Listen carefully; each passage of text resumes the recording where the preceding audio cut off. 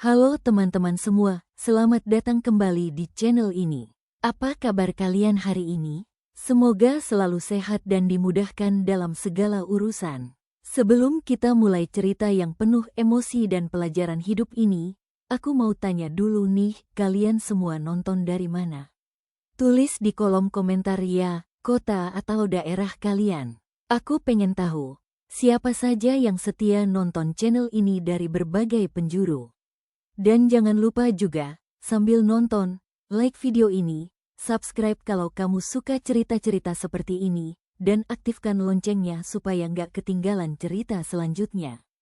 Karena hari ini, kita akan masuk ke kisah yang sangat menyayat hati tentang seorang menantu yang diperlakukan seperti pembantu, tapi akhirnya bangkit dan membuat semua orang terdiam. Langsung saja, kita masuk ke ceritanya. Pagi itu, matahari bahkan belum sepenuhnya terbit ketika Natalie sudah berdiri di dapur rumah besar milik keluarga suaminya. Tangannya sibuk mengaduk sayur di wajan, sementara uap panas mengepul ke wajahnya yang terlihat lelah. Jam baru menunjukkan pukul 5 pagi, tapi pekerjaannya sudah seperti orang yang bekerja seharian penuh. Dari luar dapur, terdengar suara langkah kaki berat mendekat. "Natalie, kamu ini lama sekali sih," suara ibu mertua terdengar tajam, penuh nada tidak suka. Natalie langsung menoleh, "Iya, Bu, ini sebentar lagi selesai." Namun sebelum ia sempat menjelaskan, ibu mertuanya sudah masuk ke dapur dengan wajah kesal. Ia melihat masakan Natalie, lalu menghela napas panjang dengan nada meremehkan. "Masak saja tidak becus, bagaimana bisa jadi istri yang baik untuk anak saya?" Kalimat itu seperti biasa, menusuk, tapi Natalie hanya diam. Ia sudah terlalu sering mendengarnya. Belum selesai di situ, kakak iparnya, Ratna, muncul dari arah ruang tamu. Dengan tangan berkacak pinggang, ia bersandar di pintu dapur sambil tersenyum sinis. "Makanya, Bu, dari awal aku sudah bilang jangan asal terima menantu. Lihat sekarang, rumah kita jadi seperti punya pembantu gratis." Ratna tertawa kecil, tawa yang tidak hanya menyakitkan, tapi juga merendahkan. Natalie menunduk, tangannya tetap bergerak, meskipun hatinya terasa seperti diremas. Di rumah itu, ia bukan dianggap keluarga, ia hanya dianggap beban. Tak lama kemudian, Arga, suaminya, masuk ke dapur. Wajahnya terlihat lelah, seolah sudah tahu apa yang terjadi bahkan sebelum ia mendengar semuanya. "Ibu, sudah ya, Natalie kan sudah berusaha," ucap Arga pelan. Namun kalimat itu justru membuat ibu mertuanya semakin kesal. "Kamu ini selalu membelanya, kamu lupa, semua kebutuhan kamu masih dari saya," bentaknya. Arga langsung terdiam. Ruangan itu mendadak sunyi, tapi bukan karena damai, melainkan karena semua orang tahu siapa yang sebenarnya berkuasa di rumah itu. Natalie melirik suaminya sekilas. Ia berharap ada sedikit keberanian, sedikit saja, tapi Arga hanya menunduk, dan disitulah hati Natalie terasa sedikit runtuh. Hari-hari berikutnya tidak pernah berubah. Setiap pagi, Natalie bangun paling awal. Ia memasak untuk seluruh keluarga, mencuci pakaian, membersihkan rumah besar itu dari lantai atas hingga bawah. Bahkan saat Ratna mengadakan acara dengan teman-temannya, Natalie yang harus menyiapkan semua hidangan. Namun saat tamu datang, Ratna selalu berkata dengan santai, "Oh itu pembantu di rumah ini." Tidak ada yang membantah, tidak juga Arga, dan kalimat itu terus terulang, seperti luka yang tidak pernah sembuh. Suatu siang, ketika Natalie sedang mencuci piring di dapur, ia mendengar suara tawa dari ruang tamu. Ratna sedang berkumpul dengan teman-temannya. "Enak ya punya pembantu di rumah," salah satu temannya berkata. Ratna tertawa, lalu menjawab dengan bangga, "Iya dong, gratis lagi." Semua tertawa. Natalie menghentikan gerakannya sejenak. Air dari keran terus mengalir, tapi ia hanya diam menatap kosong. Untuk pertama kalinya, air matanya jatuh. Bukan karena lelah, Tapi karena harga dirinya benar-benar diinjak. Malam harinya, Natalie duduk di kamar kecil yang ia tempati bersama Arga. Tidak seperti kamar utama yang besar dan mewah, kamar mereka berada di bagian belakang rumah, sempit dan pengap. "Apa aku salah menikah dengan kamu, Mas?" tanya Natalie pelan. Arga terdiam. Pertanyaan itu terlalu berat, bahkan untuk dijawab. "Aku cuma ingin dianggap manusia di rumah ini," lanjut Natalie, suaranya bergetar. Arga menghela napas panjang, lalu berkata, "Sabar ya, Nat, nanti juga akan berubah." Namun kata-kata itu terdengar kosong. Karena kenyataannya, tidak ada yang berubah. Malam itu, Natalie terbaring, menatap langit-langit kamar yang kusam. Di luar, suara angin terdengar pelan. Dalam diam, ia berbisik pada dirinya sendiri. "Kalau bukan aku yang kuat, siapa lagi?" Ia tidak tahu bahwa semua penderitaan ini hanyalah awal dari perjalanan panjang, yang suatu hari nanti akan mengubah hidupnya selamanya. Hari itu seharusnya menjadi hari yang spesial. Rumah besar keluarga Arga tampak lebih ramai dari biasanya. Meja makan dipenuhi berbagai hidangan mewah. Aroma masakan memenuhi setiap sudut rumah. Semua terlihat sempurna, namun tidak ada yang tahu siapa yang menyiapkan semuanya. Di dapur, Natalie berdiri dengan wajah pucat dan tangan yang mulai gemetar. Sejak subuh, ia tidak berhenti memasak. Dari memotong bahan, menggoreng, merebus, hingga menyusun hidangan satu persatu dengan rapi. Semua ia lakukan sendiri, tanpa bantuan, tanpa ucapan terima kasih, bahkan tanpa sempat makan. "Natalie, cepat keluarkan makanannya. Tamu sudah datang," teriak Ratna dari ruang tamu. "Iya, Mbak," jawab Natalie pelan, sambil mengangkat nampan besar dengan hati-hati. Saat ia keluar dari dapur, suara tawa dan obrolan para tamu langsung terdengar jelas. Mereka adalah teman-teman sosialita ibu mertua dan Ratna. Orang-orang yang terbiasa hidup mewah dan memandang rendah orang lain. Natalie menunduk, berjalan pelan, lalu meletakkan hidangan di meja. Satu tamu mencium aroma makanan itu dan tersenyum kagum. "Wah, ini enak sekali baunya. Siapa yang masak?" Pertanyaan sederhana itu membuat waktu seolah berhenti. Natalie diam. Ia menunggu, mungkin kali ini namanya akan disebut.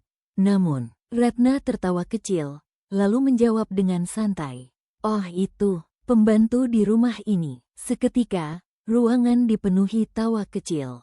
"Pantas saja enak, biasanya pembantu lebih jago masak daripada majikan ya," sahut salah satu tamu sambil tersenyum sinis. Natalie berdiri kaku. Ia tidak bergerak, tidak membela diri, tidak juga pergi. Ia hanya berdiri di sana, seperti benda tak terlihat. Beberapa saat kemudian, Natalie kembali ke dapur. Tangannya gemetar saat memegang piring. Air matanya jatuh satu persatu. Namun ia segera mengusapnya, karena ia tahu, bahkan untuk menangis pun, ia tidak punya waktu. Saat acara makan berlangsung, Natalie hanya bisa berdiri di dapur, menunggu jika dipanggil. Perutnya kosong sejak pagi, namun ia tidak berani mengambil makanan. Ia sudah tahu, itu bukan untuknya. Tak lama kemudian, Ratna masuk ke dapur dengan wajah kesal. "Kamu ini gimana sih? Sambalnya kurang pedas?" Tamu sampai komentar, bentaknya. "Maaf, Mbak, nanti saya tambah." Tambah. "Dari tadi kerjaannya cuma bikin malu saja," potong Ratna. Belum sempat Natalie menjelaskan, ibu mertua ikut masuk. "Memang dari awal saya tidak yakin dengan perempuan ini," katanya dingin. "Tidak punya apa-apa, tidak punya kualitas, hanya bisa numpang hidup." Kalimat itu seperti tamparan, lebih sakit dari apapun. Di saat yang sama, Arga berdiri di luar dapur. Ia mendengar semuanya. Namun, ia tetap diam. Tangannya mengepal, matanya menatap lantai. Ia ingin bicara, tapi suara ibunya selalu lebih kuat dari keberaniannya. Dan sekali lagi, Natalie harus menghadapi semuanya sendirian. Malam itu, Setelah semua tamu pulang, rumah kembali sepi. Namun pekerjaan Natalie belum selesai. Ia masih harus mencuci puluhan piring, membersihkan dapur, dan merapikan sisa-sisa acara. Jam sudah menunjukkan hampir tengah malam. Tubuhnya lelah, namun yang lebih lelah adalah hatinya. Saat ia sedang mencuci, tiba-tiba terdengar suara keras dari ruang tengah. Natalie, ia langsung berlari keluar. Di sana, ibu mertua dan Ratna berdiri dengan wajah marah. Di tangan ibu mertua, ada sebuah kotak perhiasan. Ini siapa yang ambil? Bentaknya. Natalie terkejut. Saya tidak tahu, Bu. Ratna langsung melangkah maju. Jangan pura-pura, dari tadi cuma kamu yang bolak-balik di rumah ini. Bukan saya. Mbak, saya tidak pernah. Plak, tamparan keras mendarat di pipi Natalie. Semua terasa sunyi, dunia seolah berhenti. Natalie memegang pipinya yang terasa panas. Matanya membesar, tidak percaya. Ratna menatapnya dengan dingin. Dasar tidak tahu diri, sudah dikasih tempat tinggal, malah mencuri. Air mata Natalie jatuh, tapi kali ini bukan karena sedih. Melainkan karena ia merasa benar-benar hancur. Di sudut ruangan, Arga berdiri.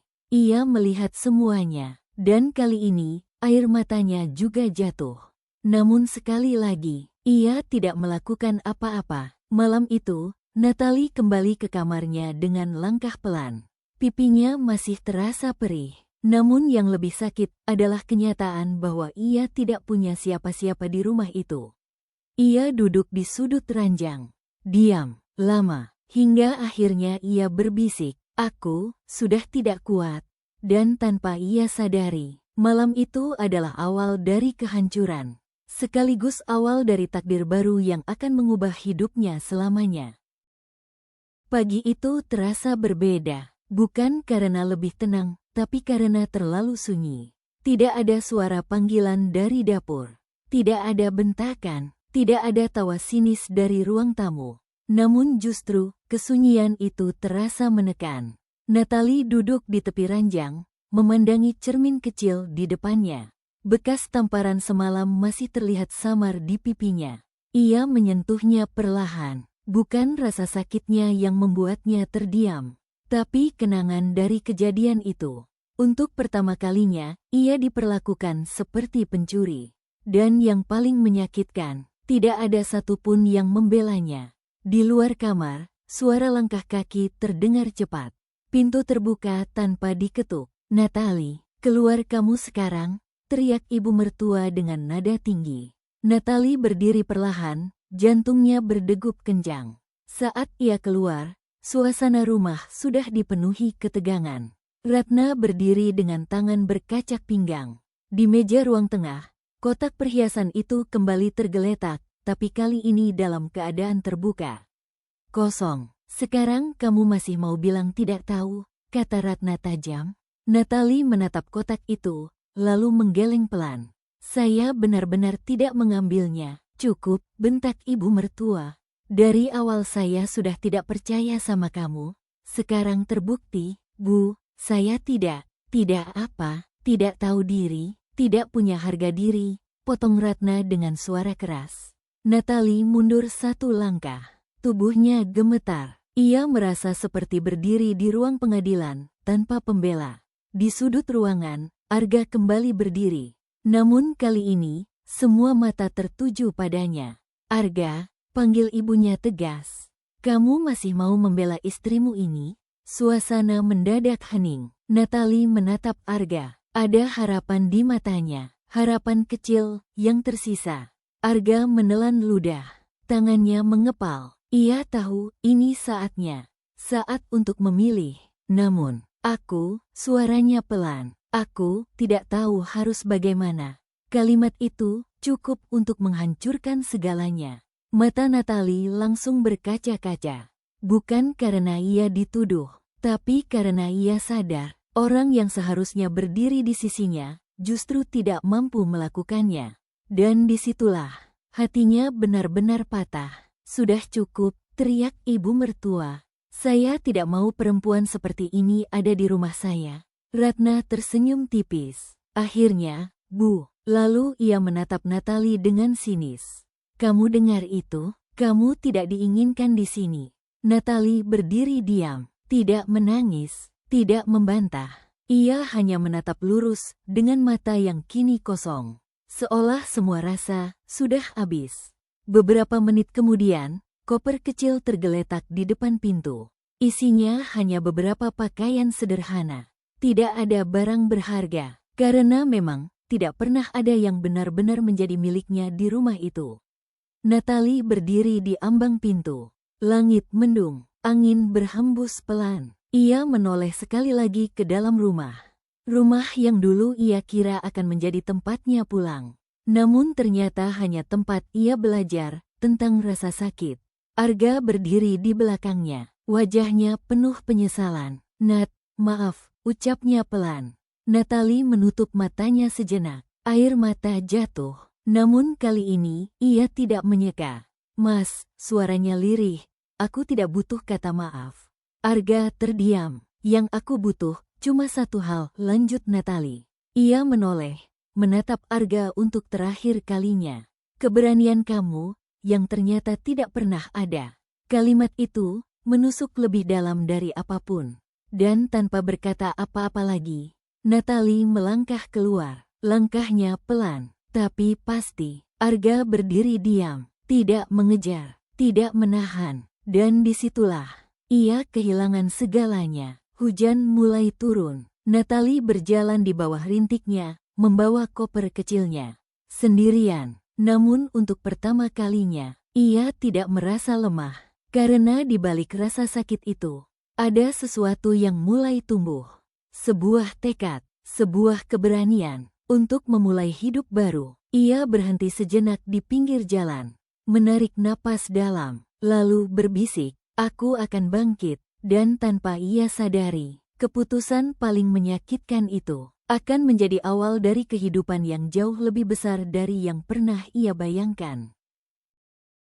Hujan masih turun ketika Natali berjalan tanpa tujuan pasti.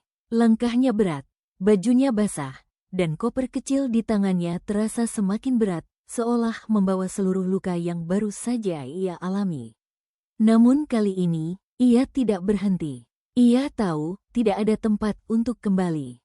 Beberapa jam kemudian, Natali duduk di sebuah halte kecil di pinggir jalan. Langit mulai gelap, udara semakin dingin, dan perutnya kosong sejak pagi. Tangannya gemetar, bukan hanya karena dingin, tapi karena ketidakpastian. Untuk pertama kalinya dalam hidupnya, ia benar-benar sendirian. Tanpa keluarga, tanpa tempat tinggal, tanpa arah. Namun di tengah keheningan itu, sebuah ingatan muncul perlahan. Tentang rumah lama milik orang tuanya. Sebuah rumah kecil di kota terpencil, yang sudah lama ia tinggalkan setelah kedua orang tuanya meninggal. Rumah itu mungkin sudah tua, mungkin sudah tidak layak huni. Namun setidaknya, itu miliknya. Dengan sisa tenaga yang ada, Natali memutuskan pergi ke sana. Perjalanan tidak mudah. Ia harus berganti kendaraan, berjalan kaki, dan bertanya ke beberapa orang. Waktu terasa berjalan lambat, namun tekadnya jauh lebih kuat dari rasa lelahnya. Hingga akhirnya, ia berdiri di depan sebuah rumah kecil yang tampak usang. Catnya mengelupas, halamannya dipenuhi rumput liar, pintu kayunya terlihat rapuh. Namun saat Natali melihatnya, air matanya jatuh, bukan karena sedih, tapi karena ia akhirnya punya tempat untuk pulang. Perlahan, ia membuka pintu. Bau debu langsung menyambutnya. Ruangan gelap, perabot lama tertutup kotoran, dan suasana sunyi yang terasa begitu dalam. Namun Natali hanya tersenyum kecil. Tidak apa-apa, bisiknya. Kita mulai dari sini. Hari-hari pertama tidak mudah. Natali membersihkan rumah sendirian, menyapu, mengepel, memperbaiki bagian-bagian yang rusak sebisanya. Tangannya penuh luka kecil, tubuhnya lelah, tapi ia tidak berhenti. Ia tahu ini adalah awal, dan setiap awal memang tidak pernah mudah. Beberapa hari kemudian, Arga datang. Wajahnya penuh rasa bersalah. Ia berdiri di depan rumah itu, ragu untuk melangkah masuk.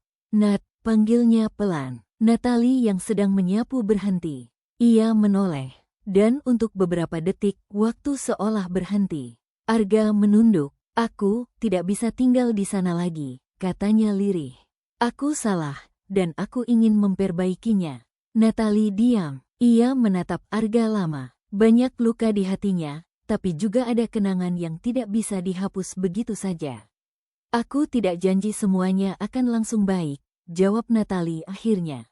"Tapi kalau kamu mau berjuang, kita mulai dari nol sama-sama." Arga mengangguk, dan sejak saat itu, mereka benar-benar memulai hidup baru. Hari demi hari mereka jalani dengan sederhana. Arga bekerja serabutan di kota kecil itu. Apa saja ia lakukan, mengangkat barang, membantu di toko, bahkan menjadi kuli harian. Sementara Natalie mulai mencoba sesuatu yang dulu sering ia lakukan dengan hati. Memasak, awalnya, hanya untuk mereka berdua. Namun suatu hari, seorang tetangga mencium aroma masakan dari rumah mereka. "Masak apa, Nak?" "Wanginya sampai ke jalan," tanya seorang ibu dengan ramah. Natalie tersenyum. "Hanya masakan biasa, Bu." Namun setelah mencicipi sedikit, ibu itu terkejut. "Ini enak sekali. Kamu jual tidak?" Pertanyaan sederhana itu membuka sesuatu yang baru.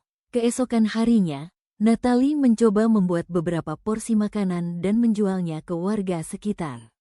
Tidak banyak, hanya beberapa bungkus sederhana. Namun di luar dugaan, semua habis. Bahkan ada yang kembali lagi keesokan harinya. Dari situ, perlahan semuanya mulai berubah. Natalie mulai memasak lebih banyak. Ia mencoba berbagai menu, dari nasi sederhana, lauk rumahan, hingga makanan yang lebih variatif. Orang-orang mulai mengenalnya, bukan sebagai menantu yang dihina, tapi sebagai perempuan yang pandai memasak. Arga yang melihat itu mulai ikut membantu. Ia mengantarkan pesanan, membantu membeli bahan, dan bahkan mulai belajar memasak bersama Natalie. Untuk pertama kalinya, mereka bekerja sebagai tim, tanpa tekanan, tanpa hinaan, hanya ada kerja keras dan harapan. Suatu sore, ketika mereka sedang menyiapkan pesanan kecil, Arga berkata pelan, "Nat, aku bangga sama kamu." Natalie terdiam sejenak. Kalimat itu sederhana, namun terasa sangat berarti. Karena selama ini, ia tidak pernah mendengarnya. Natalie tersenyum. "Kita yang bangkit, Mas. Bukan aku sendiri." Namun mereka tidak tahu bahwa semua ini baru permulaan. Karena sebentar lagi, akan datang kesempatan besar yang akan mengubah hidup mereka secara drastis. Pagi itu terasa berbeda. Udara di kota kecil itu masih sama, sejuk, tenang, dan sederhana. Namun di dalam rumah tua Natalie, ada kesibukan yang tidak biasa. Natalie berdiri di dapur kecilnya, tangannya bergerak cepat menyiapkan pesanan seperti biasa. Uap panas mengepul, aroma masakan memenuhi ruangan, dan suara peralatan dapur saling bersahutan. Namun di balik semua itu, ada rasa cemas yang sulit dijelaskan. Hari itu, ia menerima pesanan paling besar sejak ia mulai berjualan. Bukan dari tetangga, bukan dari warung kecil, tapi dari sebuah pabrik di pinggir kota. Semua berawal dari seorang pria yang beberapa hari lalu membeli makanannya. Pria itu datang lagi, kali ini dengan wajah serius. "Bu, saya kerja di pabrik. Kami butuh catering harian untuk karyawan. Awalnya mungkin 100 kotak, kalau cocok, bisa lebih." Natalie terdiam. 100 kotak, itu bukan jumlah kecil. Bahkan untuk ukuran usaha kecilnya, itu sangat besar. Ia sempat ragu, namun Arga menatapnya dengan yakin. "Kita coba, Nat." Dan dari situlah, keputusan besar itu diambil. Kembali ke pagi ini. Jam menunjukkan pukul 4 subuh ketika Natalie dan Arga mulai bekerja. Tidak ada karyawan, tidak ada alat modern, hanya dapur kecil dan tekad besar. Mereka membagi tugas. Natalie memasak, Arga menyiapkan kotak, nasi, dan membantu bagian yang bisa ia lakukan. Waktu berjalan cepat, keringat mulai membasahi wajah mereka. Beberapa kali, mereka hampir menyerah karena kelelahan. Namun setiap kali itu terjadi, mereka saling menatap dan kembali melanjutkan. "Mas, kita sanggup tidak ya?" tanya Natalie dengan napas terengah. Arga tersenyum kecil, meskipun wajahnya lelah. "Kita sudah sejauh ini, masa berhenti sekarang?" Kalimat itu sederhana, namun cukup untuk membuat Natalie kembali berdiri kuat. Jam demi jam berlalu, kotak demi kotak mulai tersusun. Puluhan, lalu ratusan. Dapur kecil itu berubah menjadi tempat produksi sederhana. Dan untuk pertama kalinya, mereka merasakan tekanan yang berbeda. Bukan tekanan dari hinaan, tapi tekanan dari tanggung jawab. Namun di tengah kesibukan itu, masalah mulai muncul. Kompor tiba-tiba mati, gas habis, waktu semakin sempit, pesanan harus segera dikirim. Natalie panik, "Mas, gasnya habis." Arga langsung berdiri. "Aku cari sekarang." Tanpa pikir panjang, ia berlari keluar rumah, mencari gas di pagi buta. Natalie tetap di dapur, mencoba menyelesaikan yang bisa dilakukan. Tangannya gemetar, bukan karena lelah, tapi karena takut gagal. Beberapa menit terasa seperti berjam-jam, hingga akhirnya Arga kembali dengan napas terengah.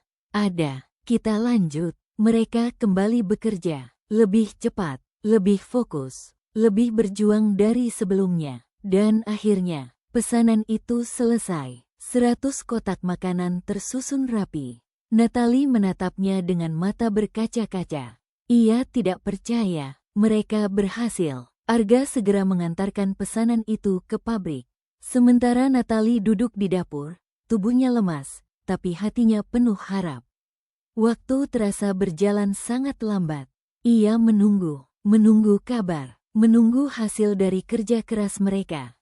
Beberapa jam kemudian, Arga kembali. Wajahnya sulit dibaca. Natalie langsung berdiri. "Mas, gimana?" Arga diam beberapa detik, lalu ia tersenyum lebar. "Mereka suka, Nat." Natalie terdiam. Mereka bahkan bilang, mulai besok, pesanan jadi 200 kotak. Air mata langsung jatuh dari mata Natalie. Namun kali ini, bukan karena sedih, melainkan karena bahagia. Hari itu, untuk pertama kalinya dalam hidupnya, Natalie merasa dihargai. Bukan karena status, bukan karena harta, tapi karena kemampuannya. Sejak saat itu, semuanya berubah dengan cepat. Pesanan terus bertambah. Dari 100 menjadi 200. Lalu 300. Bahkan mulai datang dari tempat lain, rumah sakit, acara kantor, hingga pesanan luar kota. Rumah kecil mereka mulai terasa sempit. Dapur tidak lagi cukup. Mereka mulai mempekerjakan beberapa warga sekitar. Pelan tapi pasti, usaha kecil itu berubah menjadi sesuatu yang lebih besar. Suatu malam, setelah semua pekerjaan selesai, Natalie duduk di luar rumah bersama Arga. Langit penuh bintang, udara terasa hangat. "Mas," ucap Natalie pelan, "kalau dulu kita tidak diusir, mungkin kita tidak akan sampai di sini ya." Arga tersenyum. Kadang, yang paling menyakitkan, justru yang paling menyelamatkan. Natalie mengangguk. Untuk pertama kalinya, ia bersyukur atas semua yang pernah terjadi. Namun mereka tidak tahu bahwa perjalanan ini masih akan membawa mereka lebih jauh lagi. Lebih tinggi, lebih besar, dan suatu hari nanti, mereka akan kembali bertemu dengan masa lalu mereka, dengan cara yang tidak pernah mereka bayangkan. Waktu berlalu begitu cepat. Yang dulu hanya dapur kecil dengan satu kompor, kini telah berubah menjadi dapur produksi yang sibuk dari pagi hingga malam. Suara wajan, pisau, dan aktivitas karyawan saling bersahutan. Puluhan orang bekerja di bawah satu atap, semua bergerak dengan ritme yang sama. Di depan bangunan itu, terpampang sebuah papan nama sederhana namun penuh makna. Dapur Natalie. Nama itu kini mulai dikenal luas. Bukan hanya di kota kecil mereka, tapi juga ke kota-kota sekitar. Pagi itu, Natalie berdiri di tengah dapur produksi. Mengenakan seragam rapi, rambutnya tertata, wajahnya tenang namun penuh wibawa. Pastikan pesanan rumah sakit tidak terlambat ya, dan cek ulang kualitasnya, ucapnya tegas namun lembut. Para karyawan mengangguk hormat. Tidak ada lagi yang meremehkan Natalie. Tidak ada lagi yang memandangnya rendah. Kini, ia adalah pemimpin. Di sisi lain, Arga sibuk mengatur pengiriman. Ia berbicara dengan beberapa sopir, memastikan rute dan waktu pengantaran berjalan lancar. Jangan sampai ada yang telat, kita jaga kepercayaan mereka, katanya. Dulu ia hanya pria yang diam. Kini ia berdiri tegak, memimpin bersama istrinya.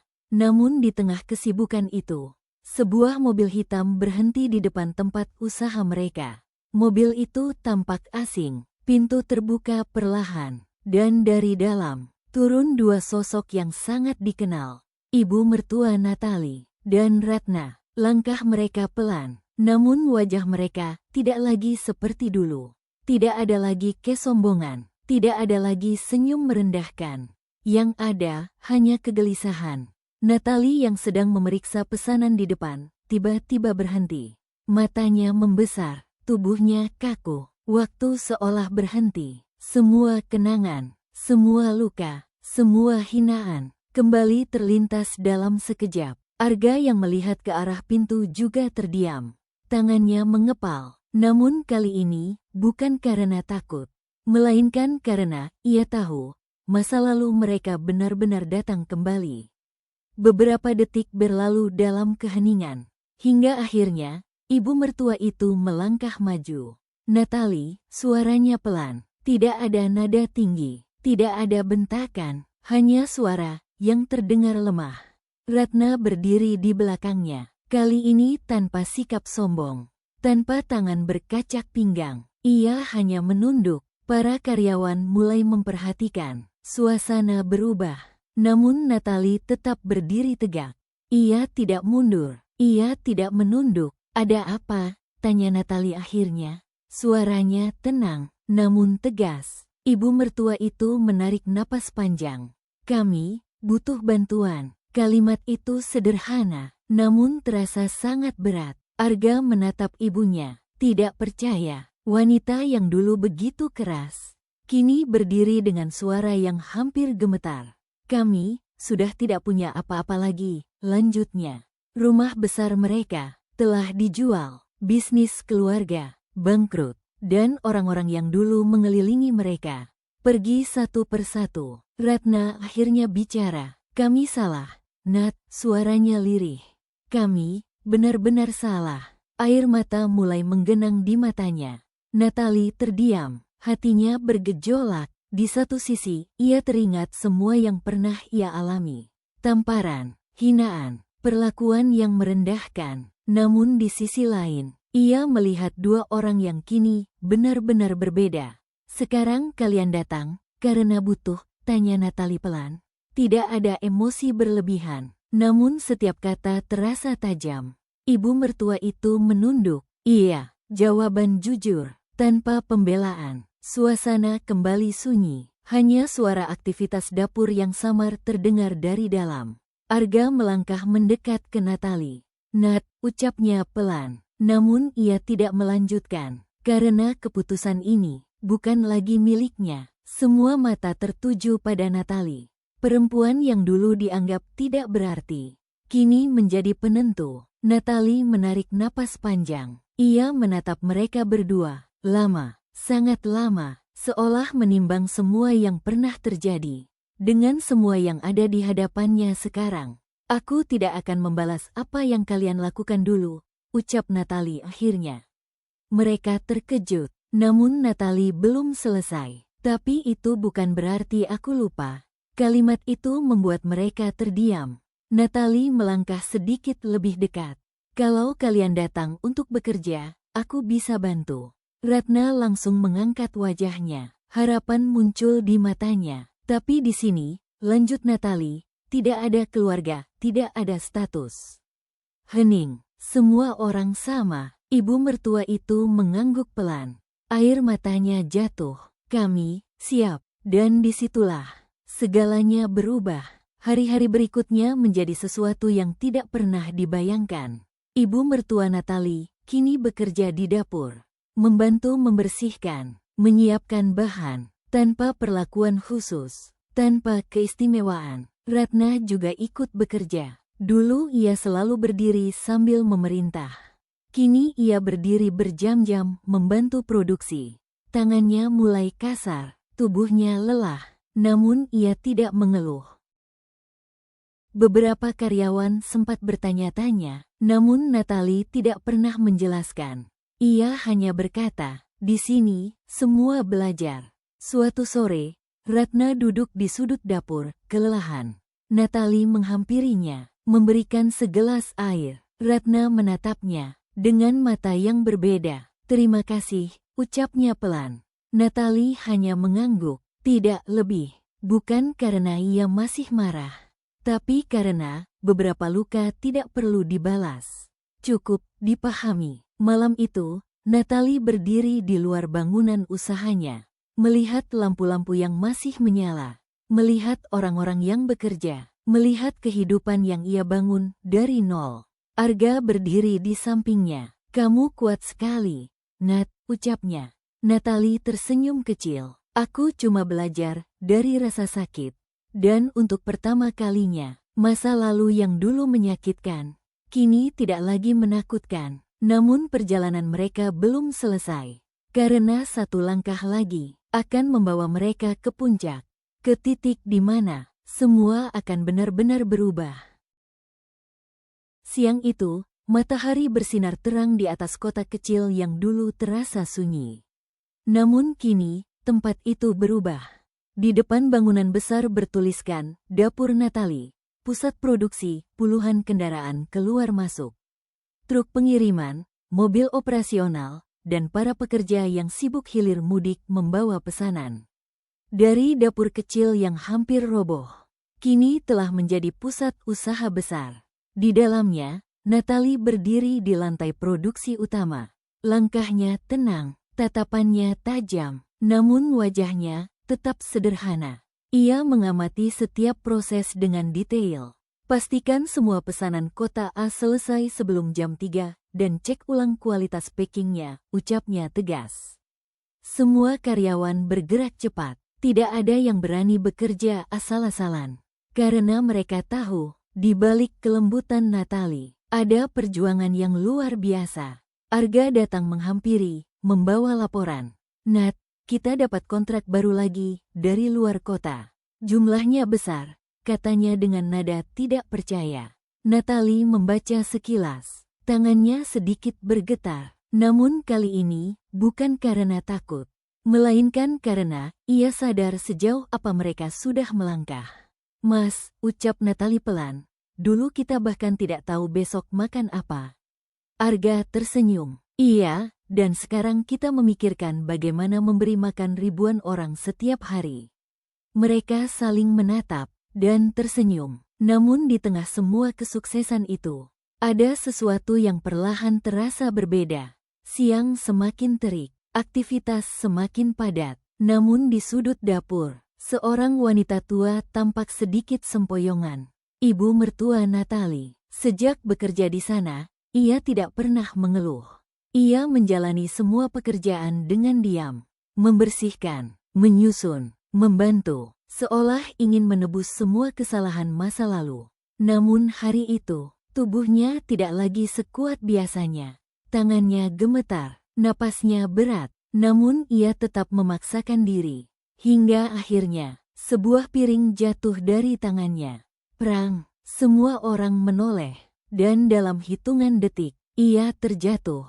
"Ibu," teriak Arga. Natalie langsung berlari. Waktu terasa melambat, semua suara seakan hilang. Yang ada hanya detak jantung yang semakin cepat. Mereka membawanya ke rumah sakit. Suasana tegang, sunyi, menunggu. Di ruang perawatan, ibu mertua itu terbaring lemah. Wajahnya pucat, tubuhnya tak lagi menunjukkan sosok kuat seperti dulu. Natalie berdiri di samping tempat tidur. Diam, matanya menatap wanita yang dulu menjadi sumber luka terdalam dalam hidupnya. Beberapa saat kemudian, mata wanita itu perlahan terbuka. Ia menoleh, melihat Natalie. Air matanya langsung mengalir. Natalie, suaranya sangat pelan. Hampir tak terdengar. Natalie mendekat. Iya, Bu. Wanita itu menangis. Tangannya berusaha meraih tangan Natalie. Maafkan, Ibu. Kalimat itu sederhana, namun terasa sangat berat. Natalie terdiam. Dadanya terasa sesak. Semua kenangan kembali muncul. Namun kali ini bukan dengan amarah, melainkan dengan rasa yang sulit dijelaskan. Ibu salah, lanjutnya. Sangat salah. Air matanya terus mengalir. Dulu ibu buta, tidak melihat ketulusan kamu. Natalie menggenggam tangan itu. Hangat, namun lemah. Sudah, Bu, ucap Natalie pelan. Tidak perlu diulang lagi. Wanita itu menggeleng pelan. Tidak, Ibu harus bilang. Napasnya tersengal. Terima kasih, karena kamu tidak membalas dengan kebencian. Ruangan itu sunyi, namun penuh perasaan. Di sudut ruangan, Ratna menangis. Tidak lagi sombong, tidak lagi angkuh, hanya seorang manusia yang menyesal. Nat, ucapnya sambil terisak, aku juga minta maaf. Natalie menoleh, menatapnya, dan untuk pertama kalinya, ia melihat Ratna bukan sebagai orang yang menyakitinya, tapi sebagai seseorang yang juga sedang belajar. Natalie menarik napas panjang, lalu berkata pelan, aku sudah memaafkan kalian sejak lama. Semua terdiam, air mata jatuh, namun kali ini bukan karena luka, melainkan karena kelegaan. Malam itu, hujan turun, sama seperti hari saat Natalie diusir. Namun suasananya berbeda, tidak ada lagi kesedihan yang menyesakkan. Yang ada, hanya keheningan yang hangat. Beberapa hari kemudian, ibu mertua Natalie tidak lagi kembali bekerja.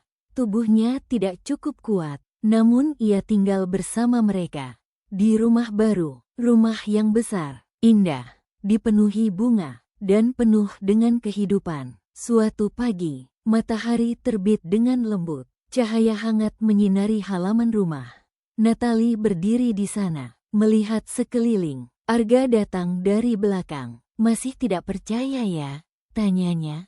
Natalie tersenyum. Iya, semua terasa seperti mimpi. Di kejauhan, terlihat para pekerja datang. Aktivitas akan dimulai lagi. Namun kali ini, dengan cerita yang berbeda. Natalie menatap langit, lalu berbisik dalam hati. Terima kasih untuk semua luka yang pernah ada. Karena tanpa itu, ia tidak akan menjadi dirinya hari ini. Dan disitulah, cerita ini menemukan penutupnya. Sebuah perjalanan dari kehinaan, menuju kemuliaan. Dari air mata, menjadi kebahagiaan. Dari seseorang yang dianggap tidak berarti, menjadi seseorang yang mengubah banyak kehidupan. Karena hidup selalu punya cara untuk mengangkat mereka yang tidak pernah menyerah. Dari cerita Natalie ini, kita bisa belajar satu hal penting, bahwa hidup tidak selalu adil di awal, tapi akan memberikan hasil bagi mereka yang tidak pernah menyerah. Dihina, diremehkan, bahkan diperlakukan tidak manusiawi, tidak membuat Natalie berhenti. Justru dari rasa sakit itulah, ia menemukan kekuatannya.